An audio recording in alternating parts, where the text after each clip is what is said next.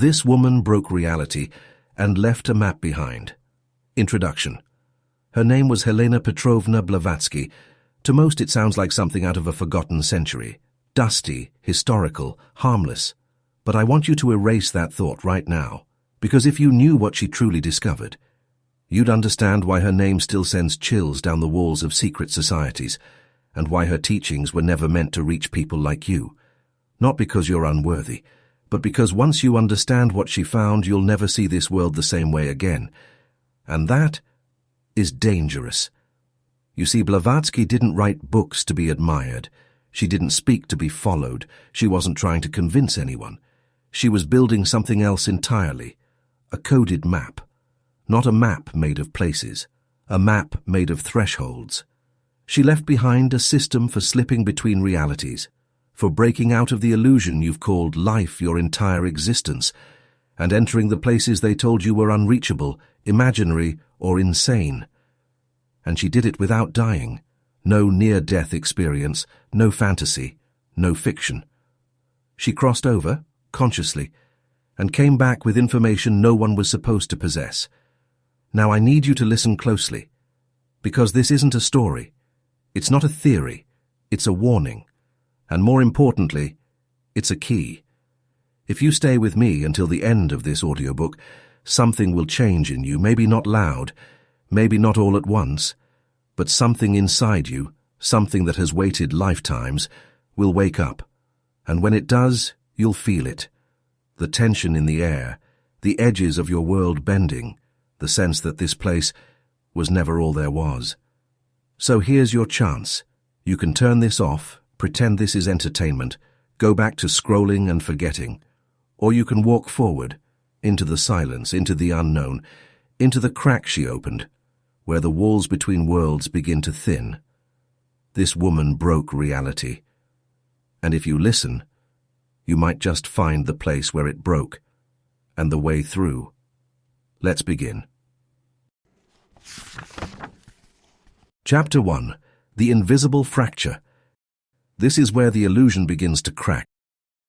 You've been told that reality is solid, that it's stable, measurable, and explainable. That's what you see is what it is. But what if that's not true? What if this entire life, your thoughts, your name, your history, what if all of it was just the surface? A paper-thin veil stretched over something infinitely more vast and infinitely more real. Helena Blavatsky didn't wonder. She didn't speculate. She knew. And not because someone told her, but because she broke the veil herself. She found the crack. She stepped through it. And what she saw didn't fit any of our stories. She called it the invisible fracture, not because it was hidden, but because it was ignored. Because most people aren't trained to look for it. They're trained to look away. Think about it. You've felt it before. The sensation that the world isn't quite what it seems.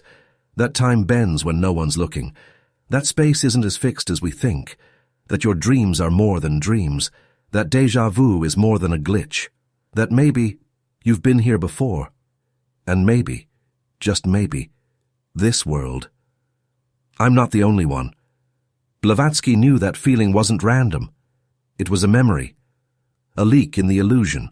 And if you followed it far enough, you'd find the first truth no one wants to admit. This world is not the most real one. It's just the one you've been taught to believe in the longest. She taught that existence is made of 7 planes, not 1. 7 layers. Each is more subtle, more intelligent, more alive than the one beneath it. And where do we live? The lowest one, the most dense, the most frozen. Not because we're cursed, but because we're asleep. Because we've been conditioned since birth to forget. Forget that we've crossed these planes before. Forget that we chose to come here. Forget that somewhere inside of us, a part still remembers how to get out. And here's where it begins. The first key, the one she left behind, it isn't a chant, it's not a ritual, it's not even a belief, it's emptiness. The first portal, she wrote, is not made of light, it is made of silence. But not the kind of silence you think, not peace, not calm, something more terrifying. She called it the Great Emptying. You see, your thoughts, They are anchors. Every thought you have ties you to this plane. Every memory, every judgment, every emotion, they form hooks into the physical world. You think you're meditating when you close your eyes. You're not. You're narrating silence. You're performing stillness. Blavatsky taught that real stillness, true stillness, is death while breathing. It's not calming the mind, it's disappearing the self. And most people never get that far, because the ego fights to stay. It clings, it screams, it distracts. It tells you to check your phone, to go back to sleep, to stop listening. But if you resist long enough, you begin to feel it. The edges of your identity start to fade. You forgot your name. You forget your body. And then you begin to fall inward. And it's there, in that descent, that the invisible fracture appears. It doesn't look like a door. It doesn't look like a tunnel. It's not something your eyes can see. It's a pressure shift, a frequency snap. Like reality just took a breath inward, and you're suddenly inside it. Your senses start failing. Time moves in spirals. Colors pulse behind your eyelids. And a sound, a buzzing, a vibration, starts to echo through your skull, like your body is remembering something ancient and wants to get out. That's the threshold, the first veil, the crack in the wall of the world. Blavatsky found it, and she didn't just visit it, she mapped it. But she warned, you cannot walk through that fracture carrying your mind with you. You must leave it behind like old skin. This is not an upgrade. It's a surrender. It's not about becoming more. It's about becoming less, until there is nothing left to hold you here. Only then does the fracture become a passage, and the moment you cross it, you understand why no one ever talks about this. Why do they laugh it off? Why do they hide it in books labeled fiction or mysticism? Because if this is real, then the rest of the world is not. And that's the most dangerous truth of all. In the next chapter, you'll learn how Blavatsky awakened a hidden sense inside the human body, a sense that doesn't see, but pierces, a vision beyond vision, a way of perceiving that bends space around the observer, and when it activates, the illusion doesn't just crack, it collapses, and what steps through it, it is not always what you expect. Stay with me, we're not done, we're just reaching the edge of the map. Chapter 2. Awakening the Higher Sense. You won't see it with your eyes, but it sees you. You've been taught that you have 5 senses: vision, hearing, touch, taste, smell. These are the tools you use to navigate the world. But that's not true. They're not tools. They're filters. They don't reveal the world, they limit it. They shrink it down to what your brain can tolerate. And Helena Blavatsky. She found the missing one. She called it the center of superior perception. It's not behind your eyes, it's not in your ears. It lives somewhere between your heart and your brow. And it's not a sense you use. It's a sense that uses you. When it awakens, you don't see the truth. You become aware that you were blind all along. Blavatsky said this center was dormant in nearly everyone, buried under distraction, logic, and identity. And to awaken it, you don't stimulate it. You starve everything that blocks it. She began with mental isolation, not retreat, not meditation retreats in the mountains with hashtags. I'm talking about something brutal. Silence of identity. No names, no roles, no mirrors, no voices, no language. She removed everything that reflected self until only the observer remained. Then came the symbols. She didn't decorate her world with them. She activated them. Symbols of the spiral, the eye, the flame, not as drawings, but as energetic devices, codes embedded with frequency. To her, a symbol wasn't art. It was a living instrument that changed your internal resonance just by contemplating it. You don't understand these symbols. You let them rewrite you, and then the sound. Words not meant to be translated. Sanskrit phrases are not designed to be spoken, but felt. She said these weren't mantras. They were key to vibration. When you pronounce them with perfect rhythm, something inside you responds. A place you didn't even know existed starts to vibrate. Your body becomes a tuning fork. Your breath, a portal. Your mind, a doorway made of sound, and then it happens. Something shifts. It begins quietly, a subtle pressure behind the brow, a soft trembling through the chest, then a buzzing, not in the ears, but in the soul. The world begins to blur, not like you're losing vision, but like you're seeing too much at once. Objects shimmer, edges soften, time hiccups. You blink and feel like the room just moved without you. Not metaphorically, literally. Space bends, walls breathe, silhouettes pulse where there's nothing. And you realize it's not the world changing. It's your receiver that just unlocked a hidden frequency. You didn't pierce the veil. You matched it. This is the higher sense. A perception that doesn't rely on the eyes, but still sees. It doesn't use ears, but her thoughts are unspoken. It doesn't require logic, because it understands through resonance.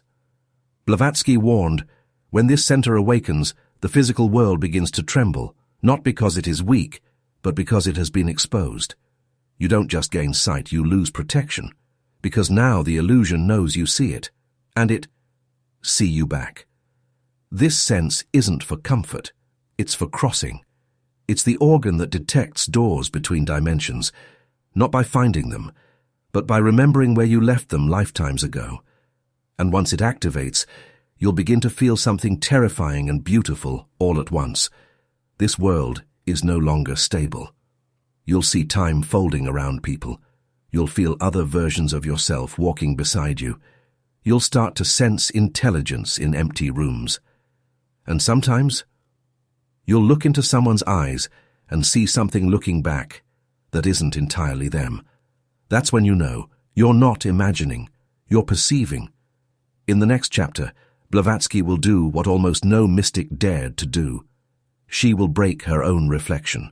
She'll dismantle identity so violently, so completely, that even her own face began to feel like a costume. She called it the breaking of the mirror, because until you destroy the illusion of self, you'll never be free from the illusion of reality. Keep listening. The map is unfolding, and you're getting closer to the place where the veil doesn't just tremble, it tears. Chapter 3. Breaking the Inner Mirror. Before you can leave this world, you have to question the one who's living in it. Every person walks through life carrying a mirror, not the kind made of glass, but the kind made of beliefs. A mirror forged in childhood, polished by education, scratched by trauma, and glued together with stories like, "This is who I am. This is what the world is. This is what's possible." And every day, you look into that mirror, and you don't just see reality, you see your version of it, filtered through fear, memory, expectation, and conditioning. Now here's the terrifying truth. That mirror is a lie. Helena Blavatsky called it the reflective illusion. She said the mind doesn't show you what's real. It shows you what you've been programmed to accept, and so long as that mirror remains intact, you will never, and she meant never, see what lies beyond it. Not other dimensions, not higher planes, not your true self. Because the first illusion isn't the world, it's you. So she did something most feared to even imagine. She smashed it. "You must doubt everything," she wrote, "until nothing remains but the one who watches the doubt." That was her method. Radical doubt, spiritual demolition, not a belief, not worship, but total, merciless self-inquiry. She questioned her name, her body, her history, her memories. Every identity she carried, she shattered. Was this pain mine? Was this love real? Was this fear taught to me? Or did I inherit it from 1,000 lives I no longer remember? She tore through each answer until there were no more answers. Only silence. And in that silence, the mirror cracked. This isn't meditation, this is war. Not against the world, man, but against everything inside you that pretends to be you. And let me be clear, this is not for the faint of heart. Because when the mirror begins to break, the world doesn't just look different. You no longer recognize yourself in it. You forget your preferences. You question your motives. You start to see yourself as a stranger in your own skin. It's disorienting, it's dizzying, and it's exactly where the door appears. Blavatsky called it the grieta, the fracture. It doesn't open while you're holding onto identity. It opens when you let go of the one who's trying to see it. Because until the mirror is broken, all you'll see is yourself, reflected back from a reality you unconsciously created. This is why the teachings are hidden. Not because they're evil, not because they're forbidden, but because most people are still in love with their reflection. They want to transcend, but only if they get to take their name with them. They want to awaken, but only if they can stay comfortable. But awakening isn't comfort, it's a collapse. And when the mirror collapses, something ancient begins to stir. Blavatsky wrote, in a forgotten page never published, a note found buried among her personal journals. The first time I crossed, I didn't recognize myself. I was me, and not me. My form was light, but also shadow. What I saw cannot be described, but what I felt was this: I am finally awake. That line was never meant for publication. It was a personal record, the kind you write when you've seen something so true, so unfiltered. You don't need anyone else to believe it, because you've become it. Here's what she realized: your identity is not your truth. It's a garment, stitched together by society. And like all clothes, it wears thin. Eventually it falls off, so the question becomes, who are you, when there's nothing left to reflect? That's the moment the mirror is gone. And that's when the real journey begins. Not forward, not upward, inward. Because beyond that collapse there's something watching, something old, something silent, something that reminds you of who you were before the forgetting. In the next chapter, you'll meet the gatekeepers who guard that passage. Not metaphorical, not imaginary. Blavatsky called them the guardians of the threshold. They're not here to punish. They're not here to guide. They're here to test if what remains of you it is strong enough to pass. And what they show you will break the final illusions. Get ready. Because after the mirror shatters, you're not just looking at the truth. The truth is looking back. Chapter 4. The Guardians of the Threshold. Some doors don't open with force. Some open when you disappear. There's a moment after the mirror breaks when you feel the world hesitate. Like the simulation loses confidence. Like the program can't decide what happens next. And for a split second, you can feel the breath of something ancient rising through the floor of your mind. This is the edge, the place between who you were and what you're about to become. But here's the truth. Blavatsky never sugar-coated. You don't get to cross freely. You have to be let through. And those who decide, they aren't what you think. She called them the guardians of the threshold, not angels, not demons, not light or dark, but forces, intelligences, ancient gatekeepers that exist between dimensions, at the seam of consciousness and chaos. Their job isn't to guide, their job is to measure, not your worth, not your fault, but your frequency, because energy doesn't lie. And when you stand before them, they don't listen to what you say. They read what you are. Some call them terrifying. Some say they appear in forms too complex for the mind to decode. Others say they don't appear at all. They become the room, the atmosphere, the weight in your chest. But one thing is always true. If you carry fear, they will devour it. If you carry pride, they will tear it apart. If you carry nothing, they will step aside. Blavatsky warned that arrogance was suicide. Ego is noise, and they are tuned to silence. If you enter vibrating with the need to conquer, prove, or impress, they'll fold your energy in on itself until it collapses like a dying star. But if you enter empty, not weak but still, not passive but surrendered, they will let you pass. Not because they like you, but because you've become compatible with what lies beyond. They're not your enemy, they're your filter. You can't bring noise into higher realms. You can't bring identity, attachment, or wounds that you haven't made peace with. Because in the worlds beyond the veil, What you are becomes what you see. There is no protection behind pretense. Your thoughts manifest instantly. Your shadows become entities. Your emotions create terrain. If you haven't faced your own chaos, it will meet you in form, and it will not be kind. Blavatsky knew this firsthand. In one of her unpublished writings, she described an encounter in the threshold.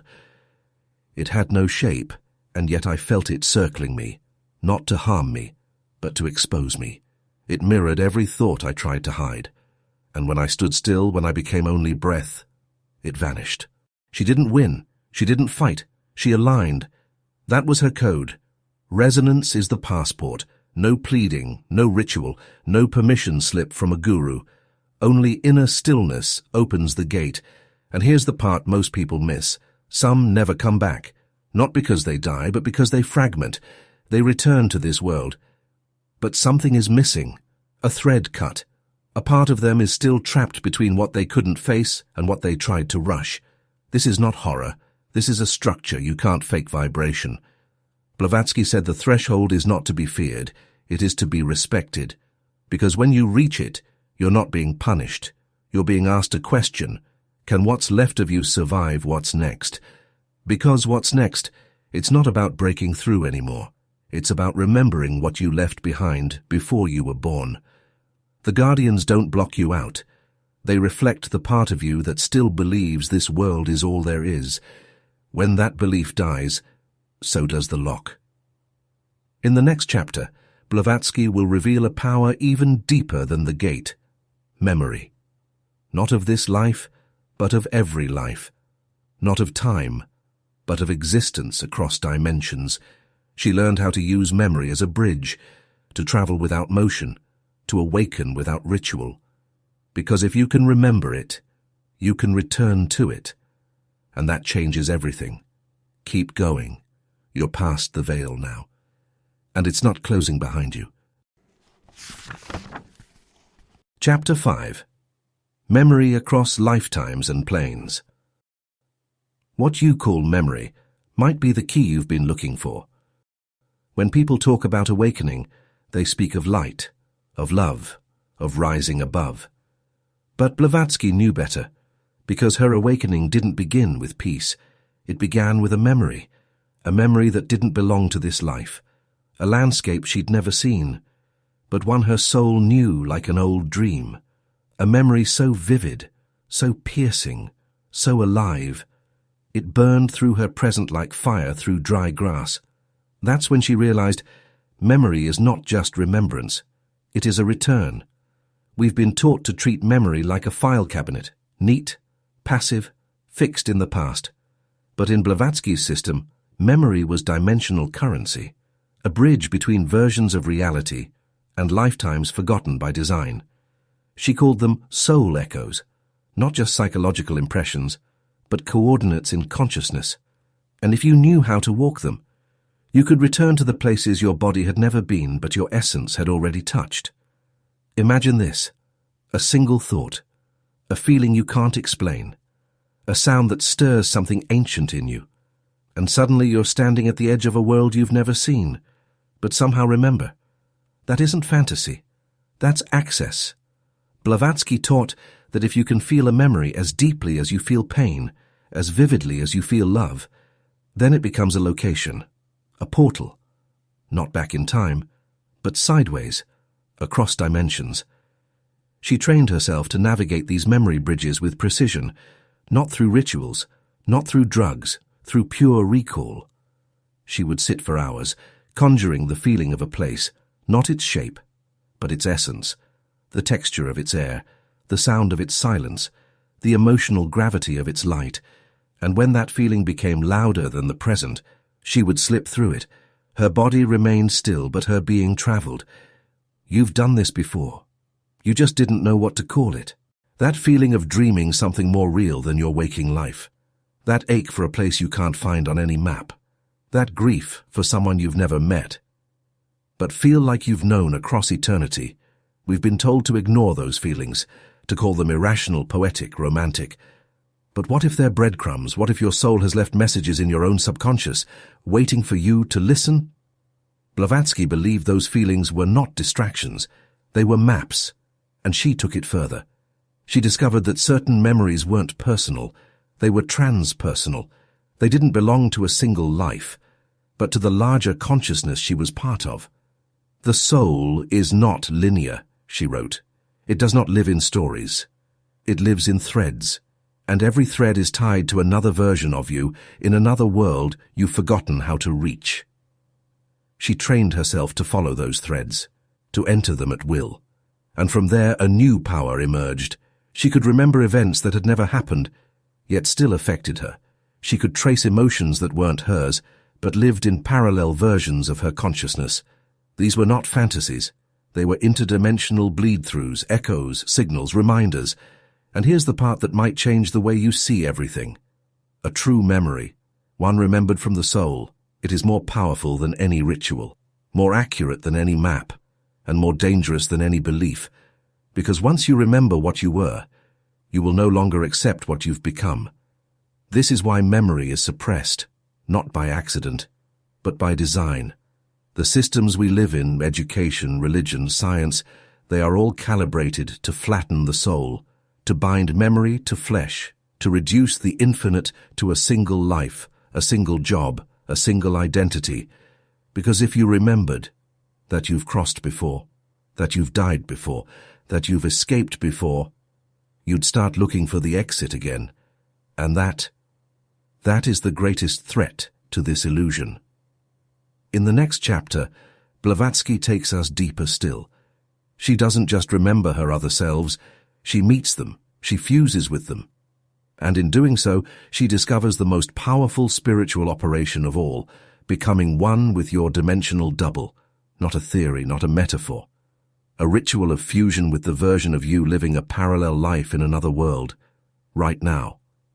And when that happens, you don't just remember, you merge, and everything changes. Keep listening. The next step is the most irreversible of all. Chapter 6. The Dimensional Double. What if the version of you that made the other choice, that is still alive and watching? Helena Blavatsky didn't believe in parallel selves. She knew them. She didn't write about the concept. She experienced the fusion. Because there comes a point in the journey where do you stop seeing yourself as one timeline, and you begin to feel it, like a whisper behind the skin of reality. There is another you, right now, alive, awake, living a life you didn't choose, not past, not future, parallel. A version of you that turned left instead of right, that said yes instead of no, that stayed when you left, that left when you stayed. And sometimes, when the veil thins, you feel their pulse through yours. Blavatsky called it the dimensional double. This is not your soulmate. This is not a twin flame. This is you, with a different set of decisions and consequences. And here's what she discovered. If the soul is non-linear, then all your choices echo outward, spawning realities you can't see, but still effects. You and your double are connected through what she called the fractal field of identity, a thread made not of light, but of vibration. And when those vibrations align, you don't just feel each other, you can meet. The ritual she developed for fusion was not poetic, it was surgical. It wasn't about feeling mystical, it was about burning away every fragment of ego that couldn't survive the merge. 33 days. That's how long she would isolate. No lights, no words, no technology, no human contact, no identity stimulation of any kind. Because the first requirement was to strip down until the I was no longer dominant. Then came the breath, not just inhaling and exhaling, but breathing the pattern of the double. She developed a system of rhythmic breathing guided by mental geometry, a mathematical pattern she believed aligned with your nervous system with the parallel self's emotional code. When that alignment was precise, she'd sit before a black mirror, not for vanity, not for scrying. This mirror was obsidian, polished into smooth darkness, placed in a room with no corners, because, she said, corners anchor consciousness. And in this space, You had to become unanchored. Then, the gaze. Staring not at herself, but through herself. And here's where it begins to sound impossible. Unless you felt it, she said at some point, and the reflection changed. It blinked differently, it breathed out of rhythm, it smiled when she didn't. It wasn't mimicry, it was something else, something that saw her. That's when the fusion began. This wasn't possession, it wasn't madness, it was convergence, like two rivers rejoining their source, like meeting your own ghost in the dark and realizing they are just as scared of you. The fusion was emotional, sensory, physical, psychic. She would feel memories that weren't hers, but somehow we were. A kiss from someone she had never met, the grief of a child she never lost, scars in the soul from lives she didn't live, and yet they felt real, because they were hers, in the life of the double, and the price? Disorientation, blurring between who is who, dreams that bleed into waking life, phantom emotions, grief for things you never had, because your other self did. This is what she called the aftershock. You begin to question whether your thoughts are yours, whether your memories are singular, whether your path is only yours. Because when you merge with your double, you inherit not just their wisdom, but their wounds. But the reward was profound. Because once the fusion stabilizes, you gain access to decision points, moments in your current life that begin to bend under your perception. You begin to see the crossroads before they arrive. You begin to sense which path fractures you further, and which one brings convergence. You gain the ability to adjust timelines from the inside out, not with force but with resonance. This is what Blavatsky called the expansion of free will, because now you are no longer just acting from the logic of this self. You are operating from multiple points of knowing, and something miraculous happens. You stop fearing regret. You stop chasing the right choice. You begin to play the game from outside the board.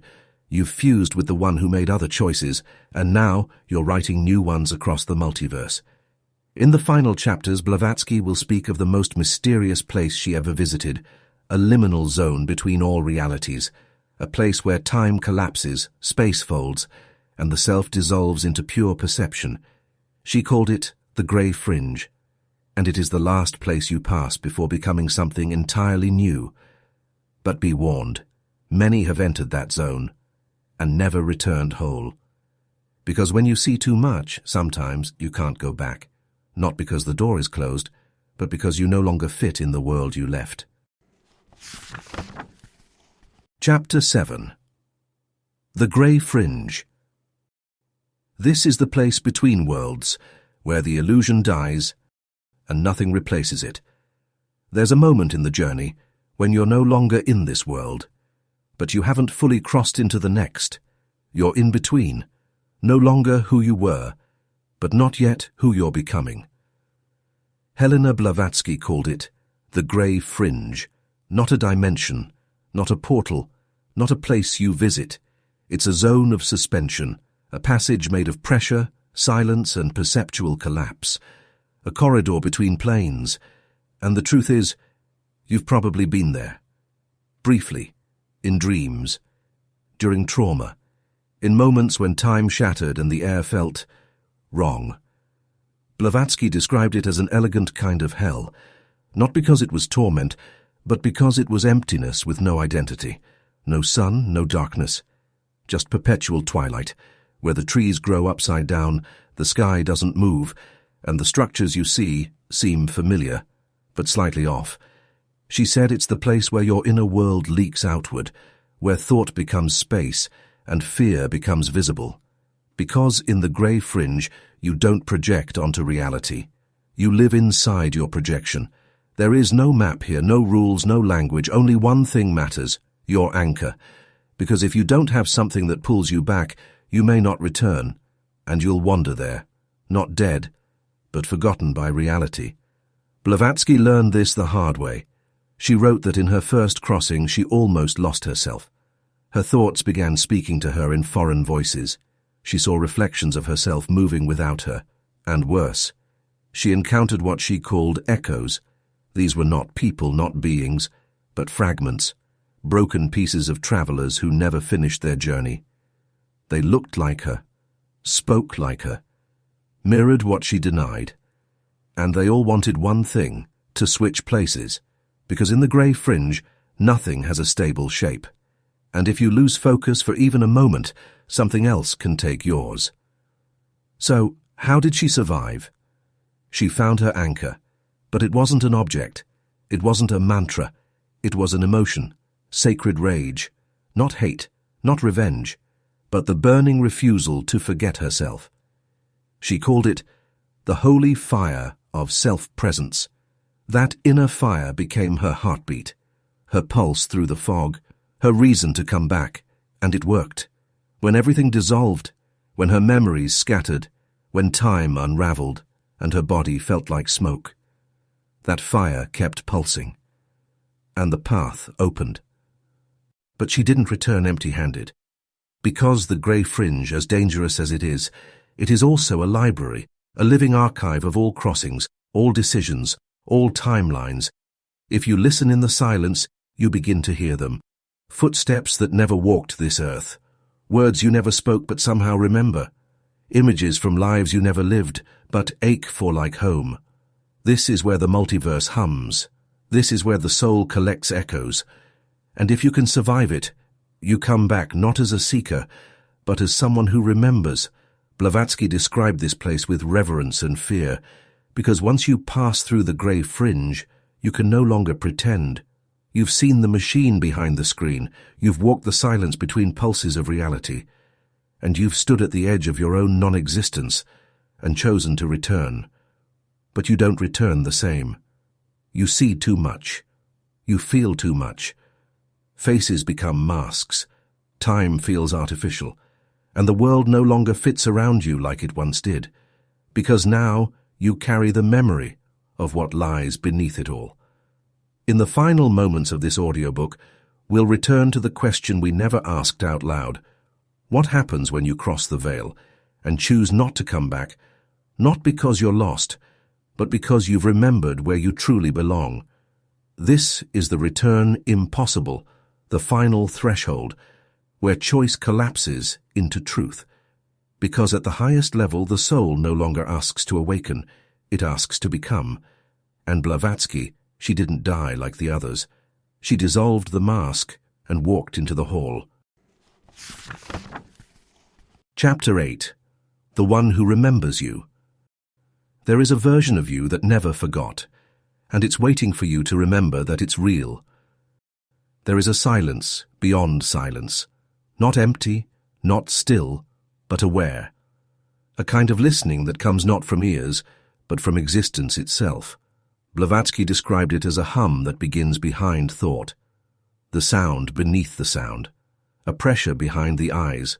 A pulse in the chest that isn't physical, but ancient. She said, "There's something in you older than your name, and it remembers everything. What if I told you that you met it before, not in this body, not in this timeline, but somewhere between dreams and death, in that space where the mind dissolves and something greater takes its place? It's not your higher self, not your guardian, not a future version trying to guide you. It's the original you, the first, the observer, the one who remembers, the part of you that never entered the game, but wrote the rules before forgetting it did. Most people call it a feeling, a flicker, a sense of déjà vu, that eerie sense of, I've been here before, even though you haven't. But it's not a glitch. It's a signal, a flare from a version of you that never left the source. And when you get quiet enough, when you stop running, numbing, achieving, you begin to feel it, watching, waiting, not with judgment, but with a kind of divine patience only eternity understands. Blavatsky encountered it once, but it didn't speak to her in words. It didn't give her visions or powers or knowledge. It did something far more dangerous. It held up a mirror and showed her everything she wasn't. And in that unbearable clarity, the identity she'd built, the seeker, the mystic, the teacher, collapsed like a dream after waking. She said, I saw my thoughts disintegrate, I saw my history unplugged, and I felt myself evaporate, but something remained. And it wasn't me. It was true. This is the final test, not one of bravery, not of strength, but of emptiness. Because to merge with the one who remembers, you must first let go of the one who forgot.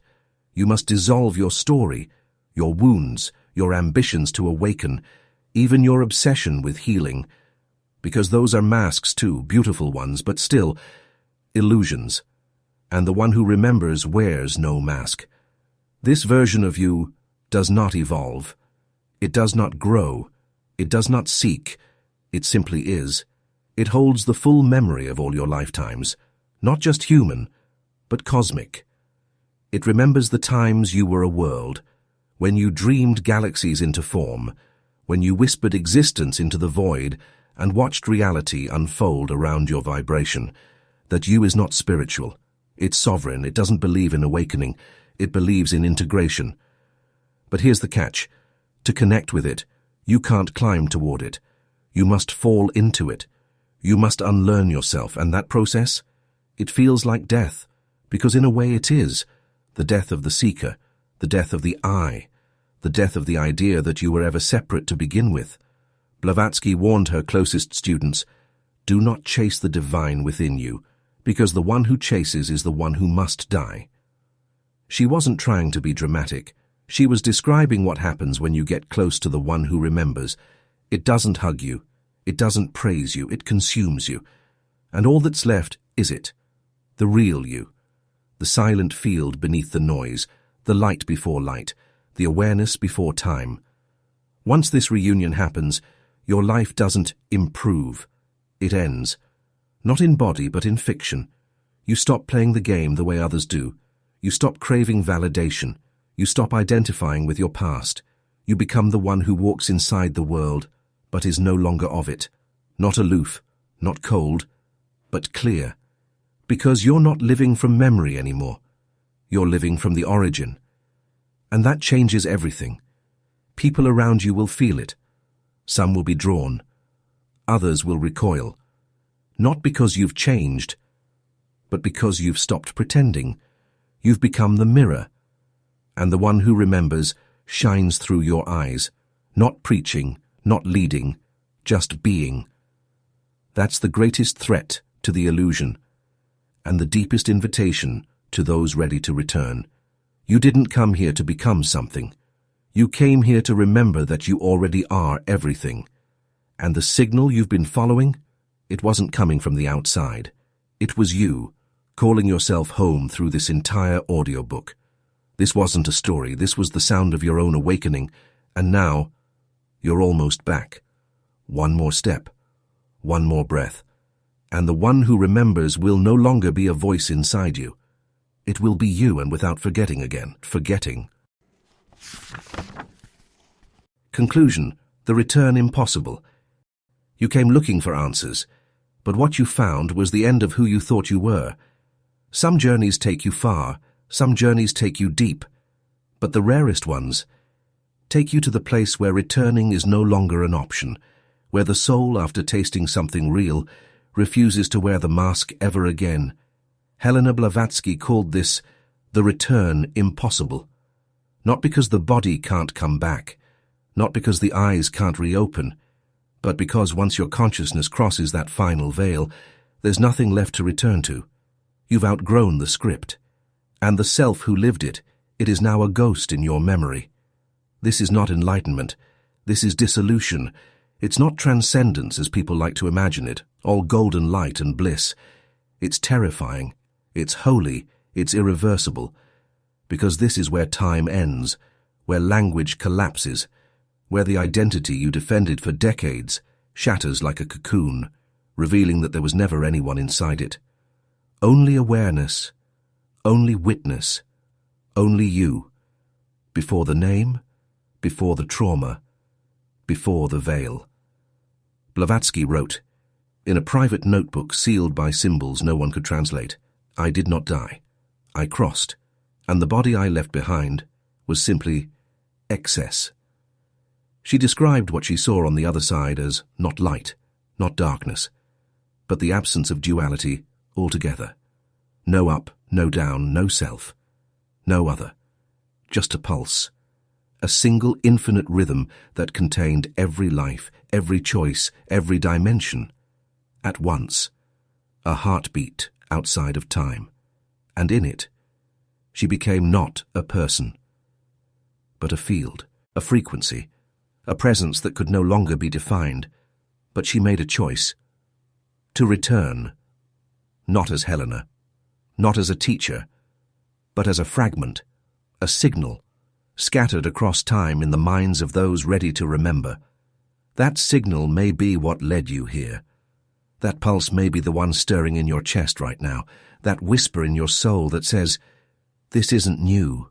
You've heard this before, and this time, you're ready."